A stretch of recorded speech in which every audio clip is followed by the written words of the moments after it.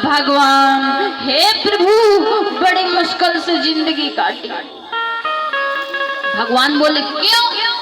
कहा बहू ठीक से बोलती नहीं थी और बेटा कदर नहीं करता था। भगवान ने कहा तभी आ जाते, हम लोग भी आ जाते। बोल दो कई प्रभु अब क्या करें? तो भगवान बोले ध्यान से सुनना, जब हम जाएंगे तो भगवान पूछेंगे कुशल, फिर हिसाब होगा कितने पाप करे, 5 किलो पाप करे के 250 ग्राम पाप करे, हिसाब होगा फिर।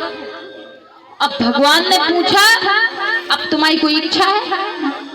कब प्रभु इच्छा है तो लेकिन आप मौका दे हो। भगवान बोले आपकी इच्छा है?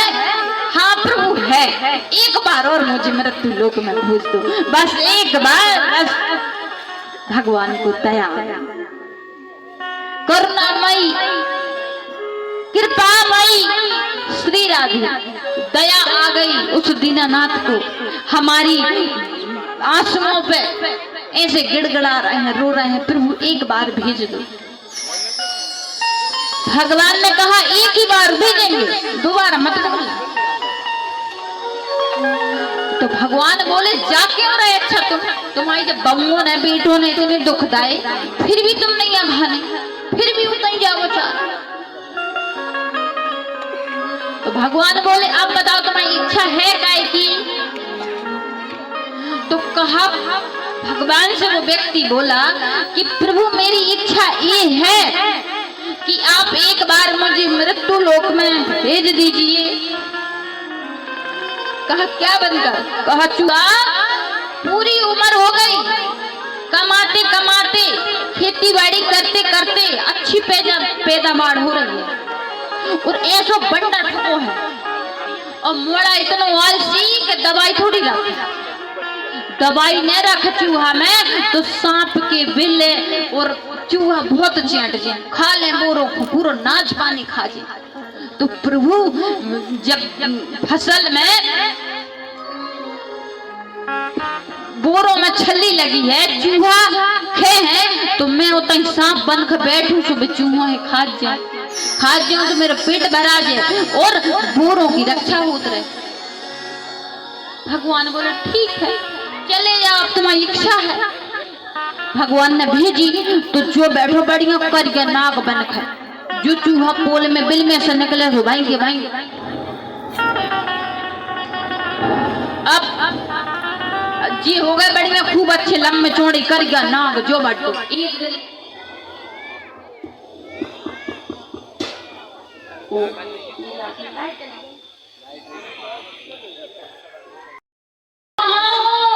कल्लू के पापा जल्दी तो आओ, पूरा बड़ो वहां पूरों के मोड़ा डंडा ले ओ मोड़ा ने ऐसो नाग कुचलो खुदरी कुचली आकर बैठी बंद एक डंडा और भाई डंडा से उठा कर खा बागी। अब जी भगवान से गए, भगवान ने कहा अब हो गई मान की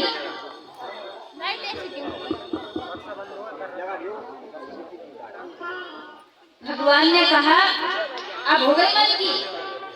तो बोले प्रभु हो तो गई लेकिन अब पूरी मन की। तो अब बताओ आप तुम्हारी मन की पूरी कैसे करें? कब प्रभु एक बार दया करते। भगवान दया निधि ठीक है चलेगा। भगवान ने फिर दूसरा जन्म दिया। क्या? भगवान ने फिर कुत्ता बना के भेजा।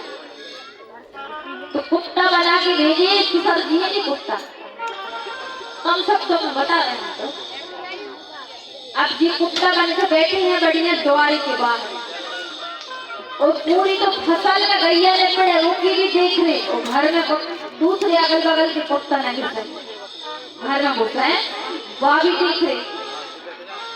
अब इनकी हो गई आती जी बहू ने बनाई रोटी अच्छे से पर धर्म ऊपर धूल गई सीखे पे वो भूल गया। तो सुसर ने सोची कि कुत्ता बन बैठा है भगवान ने भेजो है कि बहुत देर हो गए बहू बासी बासी रोटी दे रही आज तो क्यों ना हम खुद उठा के खा लें। तो जे आए अब बहू ने अच्छी अच्छी परख रखी थी और उनने पूरी रोटी खा ली। अब बहू ने देखी कि मैंने तो नाश्ता नहीं करो, कलेवा नहीं करो, जब कुत्ता ने पूरी रोटी उठा ली। तो बहू ने उस कुत्ता को घर में बंद करके इतना मारो कि घर ही डूब गई। अब जी रात में ऐसे कुंगे आने क्योंकि मार गली। तो तब नारद जी आ गए, ये लेगा भाई का हाल चाल है। बोले सब कुशल मंगल है, बस बुढ़ापे में थोड़ी फूला पाती ज्यादा हो जाए।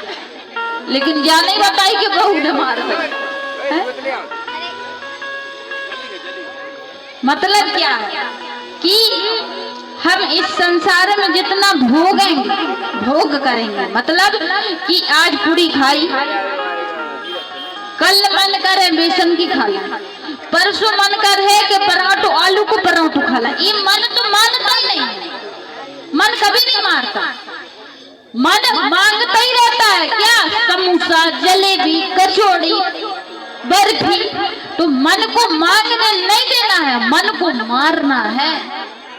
कि मन के हार हार है ओ मन के मार जी। मन से आप सोच लो कि हम ये काम कर लेंगे तो आप कर लोगे। करो है नहीं, मेड़ पे ही बैठे, घर ही बैठे और बोले कि भाई ये तो बड़ा खेत हम नहीं काट पा रहे और हम गरीब हैं, हम लड़की को नहीं पढ़ा सकते, क्यों? पैसा नहीं है। तो सरकारी स्कूलों में के बच्चे नहीं पढ़ते हैं। कुछ करने की चाहत होनी चाहिए। 4 बजे मैं उठ जाती हूँ, क्यों? क्योंकि मुझे कुछ करना है, तुम लोगों के साथ, तुम लोगों में कुछ बांटना है। इसलिए नींद खुल। किसी व्यक्ति को जब कर्जा देना हुए तो नींद नहीं आए तो कर्जा देना। किसी बच्चे को तड़प हो पढ़ने की तो सरकारी से भी निकल जाते हैं, मेहनत करनी पड़ती है। लेकिन अब तुम सो जाओ, टीवी देखो, मोबाइल देखो और बोलोगे भैया हम फर्स्ट आए, तो कहीं आओ, कहीं फर्स्ट आओ। पढ़ने के लिए मेहनत करनी पड़ती है और जीने के लिए, जिंदगी जीने के लिए अच्छे कर्म करने पड़ते हैं, तब व्यक्ति महान बनता है।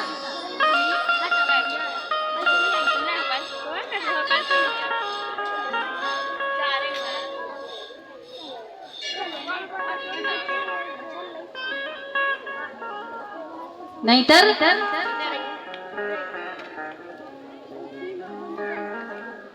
सबसे इम्पोर्टेंट चीज क्या जा रही है हमारे साथ? उम्र। उम्र जा रही। आज जो हम इतने सुंदर दिख रहे हैं कल नहीं दिखेंगे। आज हम जवान है, ऐसा बुढ़ापा हमारा भी आ रहा है, दूर नहीं है। समय का सदुपयोग करो, ये जवानी हमेशा नहीं रहेगी। बताओ, बड़ा कोई सियाने दादा से कहते हैं कि आप मॉर्निंग वॉक पे चलो, तो दादा मॉर्निंग वॉक पे जा पाएंगे हमारे साथ? नहीं। क्यों? उनका समय निकल गया। कभी था उनका समय कि मॉर्निंग वॉक क्या होती थी, अब वो जाने ही नहीं, वो जाने तो कर ही नहीं पाए। क्यों? समय निकल गया। तो आप समय का सदुपयोग करो। हमारे पास सबसे इम्पोर्टेंट चीज है, तो क्या है? समय। देखिए, महाभारत का एक प्रसंग आता है कि जब महाभारत युद्ध हो रहा था तो शकुनी ने दुर्योधन को भेजा, जाओ, कहा भगवान श्री कृष्ण के पास और तुम कृष्ण को मांग लेना, कृष्ण को मांग लेना, जीत जाओगे। अब दुर्योधन तैयार होके गया, सुबह ही पहुंच गया, बिल्कुल दिन उगो और पहुंच गया। भगवान शयन कर रहे थे, विश्राम। तो ये दुर्योधन कहाँ बैठा? चरणों में। फिर सोचा कि भगवान पता नहीं कब उठेंगे, बैठा रहा। इतने में थोड़ी देर बाद 5 पांडवा भी आ गए। तो 5 पांडवा भगवान के श्री आने बैठे। अब दोनों इंतजार कर रहे, दुर्योधन भी कर रहा है और पांडवा भी कर रहे हैं कि भगवान जागे। भगवान की नींद खुली। तो पांडवों ने प्रणाम किया, नमस्कार किया और दुर्योधन अकड़ में खड़ा रहा। फिर धीरे से बोला, थोड़ी देर अकड़ दिखी जाती है आदमी की, अकड़ वाला आदमी अलग से दिखता है,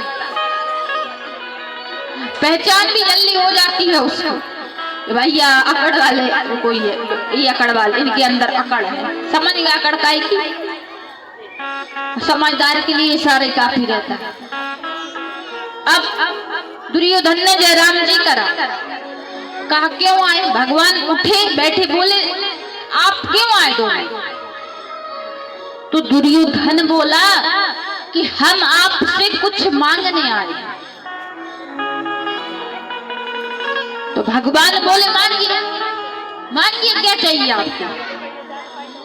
तो दुर्योधन ने दिमाग लगाया कि भगवान कह रहा है कि महाभारत का जो युद्ध हो रहा है, भगवान श्री कृष्ण, तो उसमें आप हमें मांगो या ना मांगो, हम शस्त्र नहीं उठाएंगे। तो दुर्योधन ने कहा, भगवान ने अभी कहा कि ये जो महाभारत का युद्ध होने वाला है, इसमें हम शस्त्र नहीं उठाएंगे, तो जो कन्हैया है मान को हम कर है, क्यों? क्योंकि जो लड़ाई तो कर है। तो दुर्योधन ने दिमाग लगाओ कि इनके पास बहुत बड़ी सेना है, नारायणी सेना, उनको मांग ला तो हम जीत जाए। तो दुर्योधन बोलो कि प्रभु आप देना ही चाहते हैं तो आपकी पूरी नारायणी सेना हमें दे दीजिए। भगवान ने कहा, तथा आज तू पूरी ले जा। रातों रात पूरी सेना दुर्योधन के पास आ गई हस्तिनापुर। अब पांडव चुप खड़े, शांत, कोई टेंशन नहीं, कोई चिंता नहीं, बस 5 ही और इनके साथ कोई नहीं है।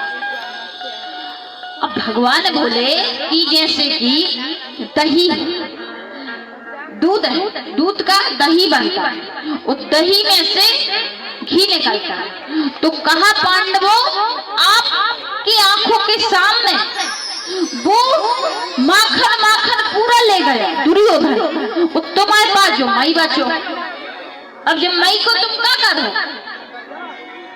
तो पांडवा बोले कि वो माखन ले गया तो ले जाने दो, लेकिन माखन खाने वाला तो हमारे साथ है, माखन खाने वाला तो हमारे साथ है। तो पांडवों की जीत हुई, क्यों? क्योंकि वो सत्य के साथ थे और भगवान उनके साथ थे, इसलिए पांडवों को परास्त नहीं कर पाए। वो दुर्योधन असत्य के रास्ते था, असत्य की राह पे था, जो हार गया वो मारा गया।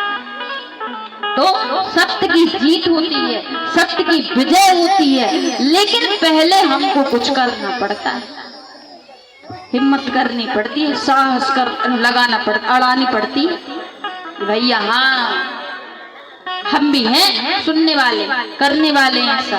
अब तुम कछु हो रहा, कोई मतलब ही मत रखो, तो खचती रहो जो खजना होगा। समझ गए हम क्या बोल रहे थे, क्या संकेत देना चाह रहे थे?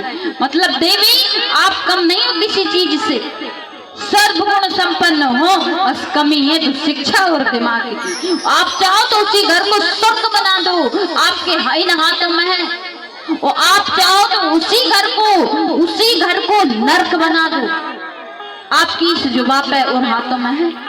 आप चाहो तो उसी घर को स्वर्ग बना सकती हो, और आप चाहो तो उसी घर को नरक बना सकती हो। एक नारी तो होती है जो दो परिवार को जोड़ के रखती है, और इसमें इतनी शक्ति किसमें है जो 2 परिवार को जोड़े? अरे इतनी शक्ति तो एक नारी में ही तो है।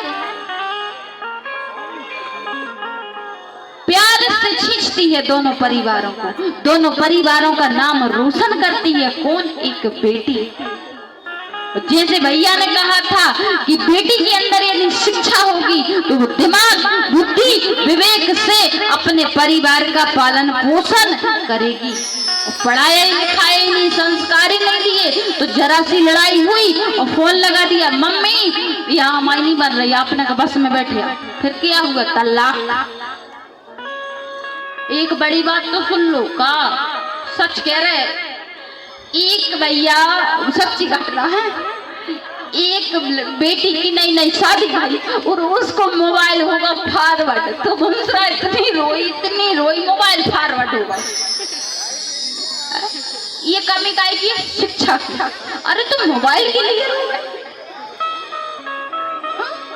रोना है तो भगवान के लिए रोइए, अच्छे अच्छे काम करने के बारे में सोचिए। मोबाइल तो ये गया दूसरा आ जाएगा, लेकिन सोच देखिए ये बेटी क्या घर को खींच पाएगी? दिमाग है, दिमाग नहीं है, संस्कार नहीं दिए माँ ने जो मोबाइल के लिए रो रही है। बिगड़ा तो नहीं है, फोन तो लग रहा है, लेकिन मोबाइल भैया ऐसे नाटक टप टप पांचुआ टप के मैंने कहा रो रही ऐसी बहन जी मैं पहली बार देख रही कि भैया मोबाइल रो रही। सच्ची घटना है भैया, झूठी नहीं है, उस सुबह की है। बोलिए सच्चिदानंद भगवान की। एक मोबाइल हमारी जिंदगी नहीं है, हमारी जिंदगी सत्कर्म है, सत्कर्म। आज आदमी लोग बोले देवी जी सब कुछ के बिना रहना, लेकिन बिना मोबाइल के तो आदमी बिल्कुल सिंगल हड्डी की तरह है। मोबाइल नहीं तो आदमी नहीं, मतलब स्विच ऑफ हो आदमी। लोग बोले इतनी आदत मोबाइल की तुम्हें इतनी आदत पड़ गई कि मोबाइल के बिना तुम एक घर ही नहीं रह पाओ। एक बात सुनो, पहल के आज दुर्गा मैया की सवारी है शेर, भोले बाबा की सवारी नंदी, गणेश जी की सवारी चूहा, और आदमी की सवारी मोबाइल। आदमी की सवारी मोबाइल रही है, माताओं की भी सवारी मोबाइल के बिना तो भी एक पल हम जा कह रहे अब ठीक है। मोबाइल के बिना देरी के बाहर पाँव नहीं रखे।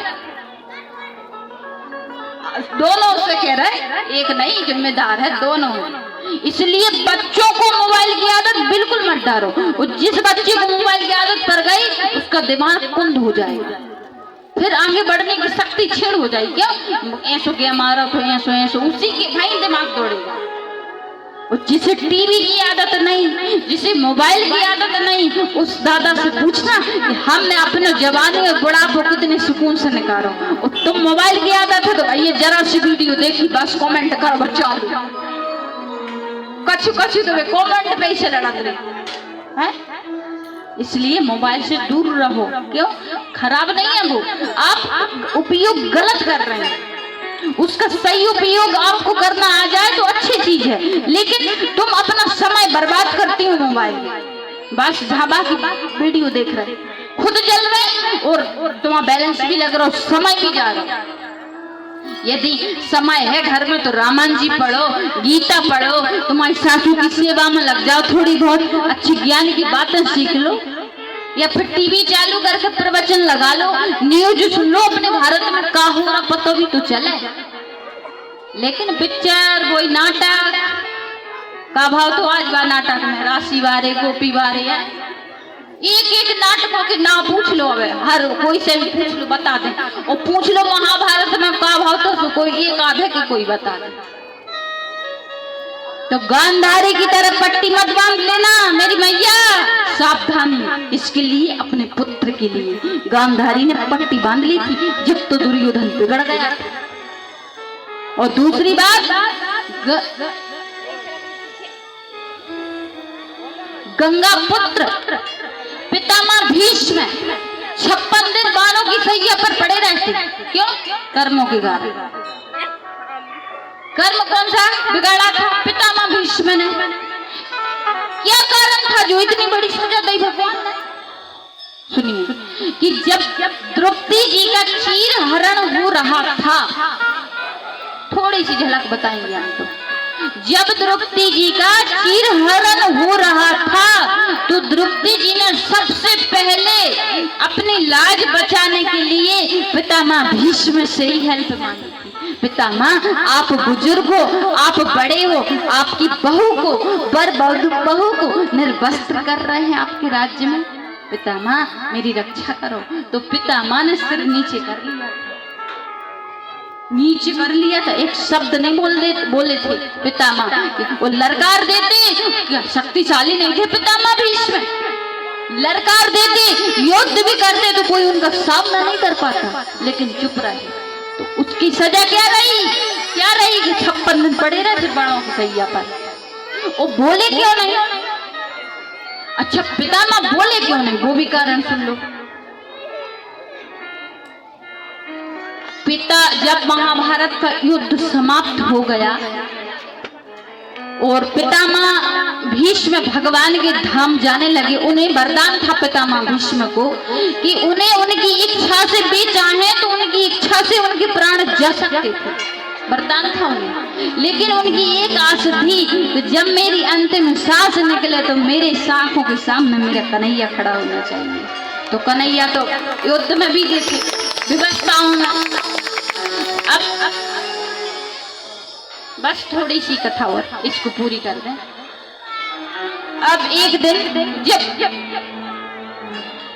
पितामह भीष्म को ये पता चल गया, और पितामह भीष्म ये बात जानते थे क्या कि पांडव ही जीतेंगे। क्यों? उनके साथ कन्हैया है, माखन चोर है, वो ही जीतेंगे। हम भलाई दुर्योधन के साथ हैं लेकिन हार जाएंगे। बड़े बड़े योद्धा थे दुर्योधन के साथ, सब हार गए।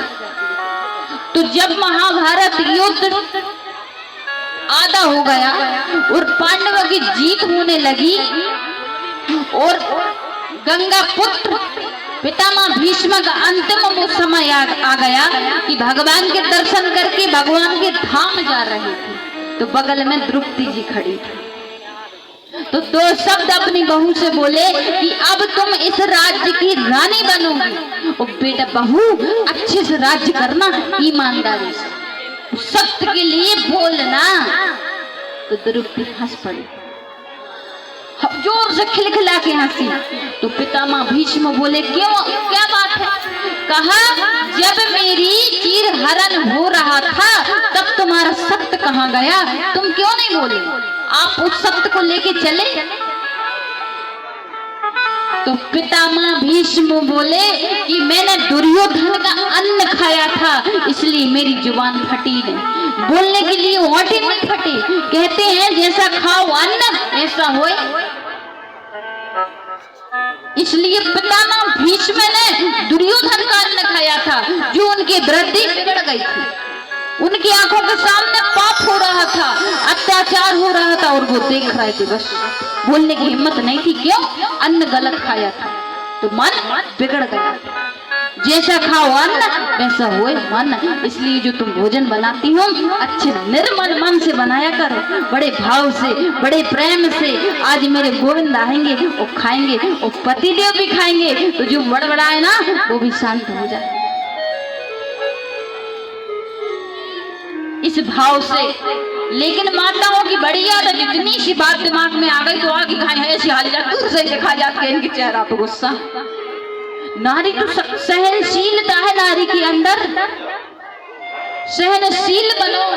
धरती माता पे कितने पाप हो रहे, धरती माता हिल रही, अपना वजन सहन करे ना वो।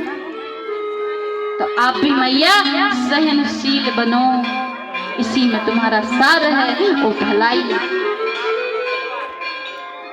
बोलिए सच्चिदानंद भगवान की, बांके बिहारी लाल की। कि 4 वेद 6 शास्त्र में बातें लिखी हैं 2, कि 4 वेद 6 शास्त्र में बातें लिखी हैं 2। सुख दीना सुख होते हैं, दुख दीना दुख हो। समझ गई अब आप? और फिर तुम्हें मार देंगे तुम्हारे कर्म, ये भी समझ गई?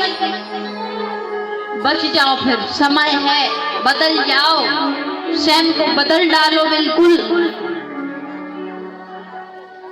जब भगवान इतना करुणा से भरा है, देखिए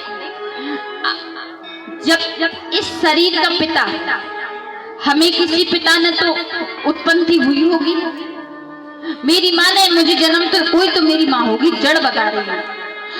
तो जब शरीर का पिता है तो आत्मा का भी तो पिता होगा।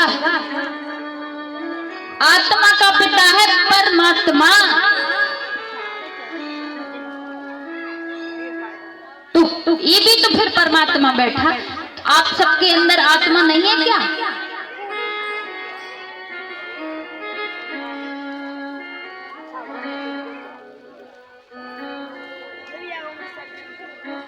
लेकिन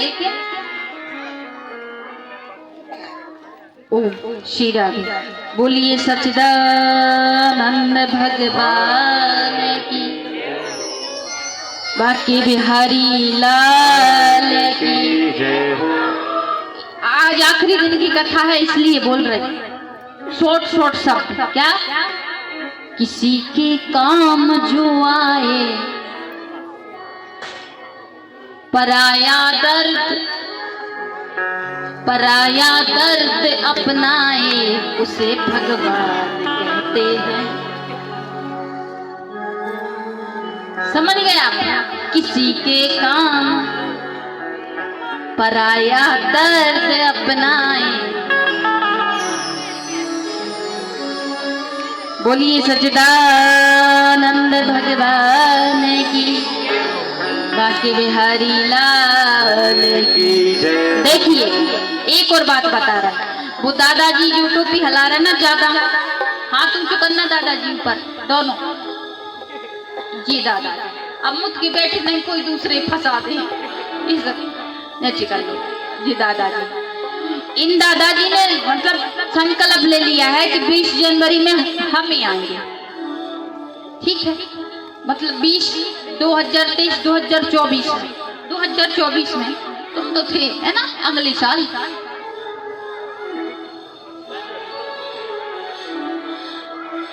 तो हम तो आएंगे, ठीक है बोल दिया, लेकिन हम कब आएंगे? आप चाहते कि हम आए 2023 2024 में फिर से कथा करने, हाथ ऊंचे उठाने। तो इसके लिए तुम्हें कुछ करना पड़ेगा हमें बुलाने के लिए। क्या भला तुम बोरा बिठा रखा है, बोरा बिठा दियो तो हम बोरा पे बैठ कर कथा कर दें। वो के हो तो हम ऑटो भोपाल से बांध ले आए तो जो 7 दिन बैठ कर रोटी खुद के आटे की खा ले। लेकिन तुम्हें क्या करना पड़ेगा? इस क्षेत्र में मेरे हिंदू भाई बहनें, उस सनातन धर्म जिसका है वो उनसे बोल रही शुद्ध शाकाहारी बन जाए। हम आ जाएंगे, शुद्ध शाकाहारी बन जाना, हम आ जाएंगे कथा सुनाने। एक भी व्यक्ति ना कहे कि हाँ इस गांव में कोई मांस मंदिर रखाने वाला है। इतना बड़ा बलिदान तुम्हें देना पड़ेगा हमें बुलाने के लिए। तुम्हारी जी पे तो रोक न पा रहा है, और जो कोई खाए वो अंडा आग ही लगे आग में, जी में आग लग जाए, वो आदमी मर जाए खा के, मच्छी खाए। हम श्राप दे रहे, सुन लो, जो कोई मच्छी खाए ना, अंडा खाए ना, श्राप दे रहे, आग लग जाएगा जी में। अब नारी है तो बागी सुन वालों का गाली तो नहीं दे पा रहा है, रोक लाई है। इधर हम भी समझ है, मन से तो किया नहीं, ऐसी बन जाओ जो मांस बंद रखा है। बोलिए सच्चिदानंद भगवान की। और हमें पता भी चल जाएगा कैसा कि ये हमारे साथ है ना। आप खाती हो बता रहे, और यहाँ बोलोगी नहीं, और घर जाकर मेरा सब्जी रखी हो तो हम बता देंगे। कृपा है, इसलिए बिल्कुल त्यागी कर रही हो। तुम अभी पर्चा बना के बोल देना इतने जनों में, उठ जाओ बताओ का खा के। कृपा है, इसलिए 1 साल तक मेरी माँ आप अपने पति से मत लड़ना, अपन फिर मुलाकात होगी। सासू माँ से मत लड़ना, मैं कैसे भेंट पीत रही हो, फिर अपन मिले और जो तुम्हारी समस्या हुई है उनको समाधान करें, बदलाव आए। और का पते हनुमान जी की कृपा हो रही कि रोड डर जाए, का भरोसे भैया, कृपा है उनकी तो हम पे बरसती है तो आप पे भी बरसेगी।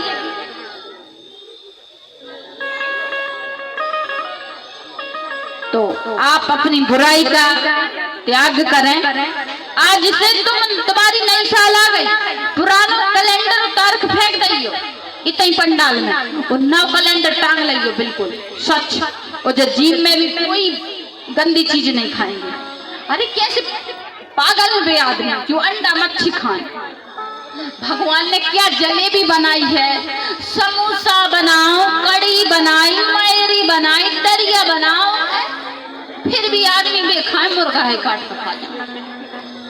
तो वो मुर्गा काट कर नहीं खाए, पता है मट्टी खा रहा, सीधी माटी, मरबे की बात तो माटी हो जाता ना।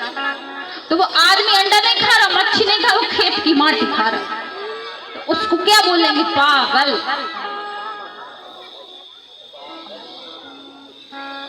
यदि अपने आप को फिट रखना है तो मेहनत करो।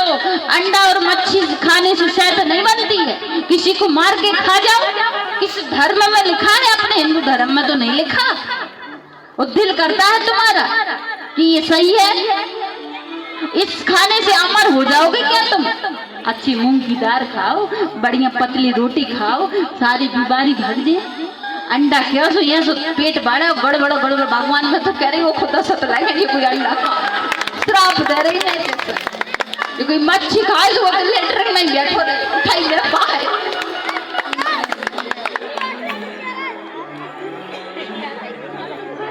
अब है ना जग जाओ, नहीं तुम्हें मार देंगे, तुम्हारे ही कर्म तुमको मारेंगे। हम क्यों बिगाड़े तुम्हें मार कर, हम क्यों बिगाड़े हमारे कर्म। और तूने अजब रचा भगवान, तूने अजब रचा भगवान, खिलौना माटी का। तूने अजब रचा भगवान, खिलौना ओ माटी का रे माटी का, माटी का रे माटी का। तूने अजब रचा भगवान, खिलौना माटी का। तूने अजब रचा भगवान,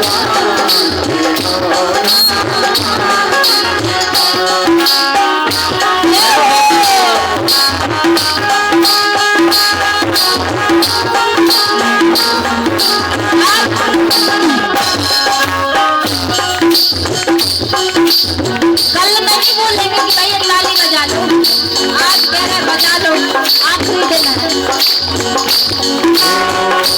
तूने अजब रचा भगवान,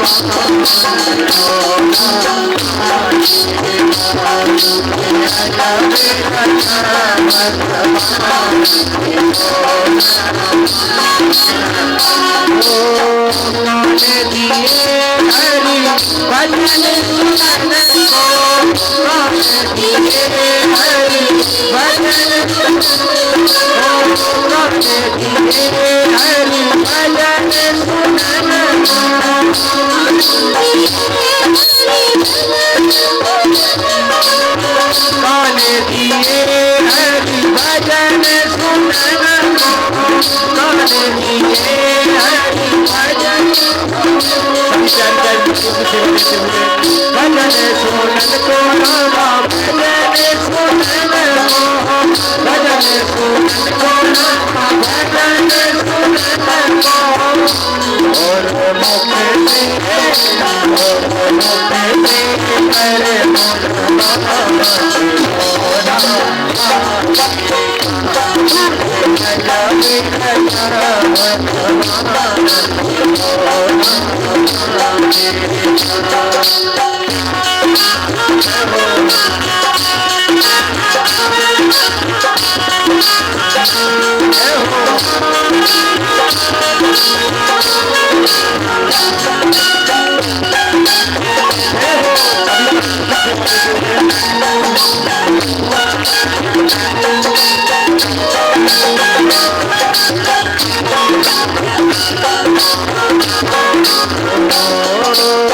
सच्चे नाम का बनाते बेड़ा, सच्चे नाम का बनाते बेड़ा, बना के बेड़ा रामा, बना के बेड़ा, बना के बेड़ा रामा, बना के बेड़ा। और वो तेरे Jai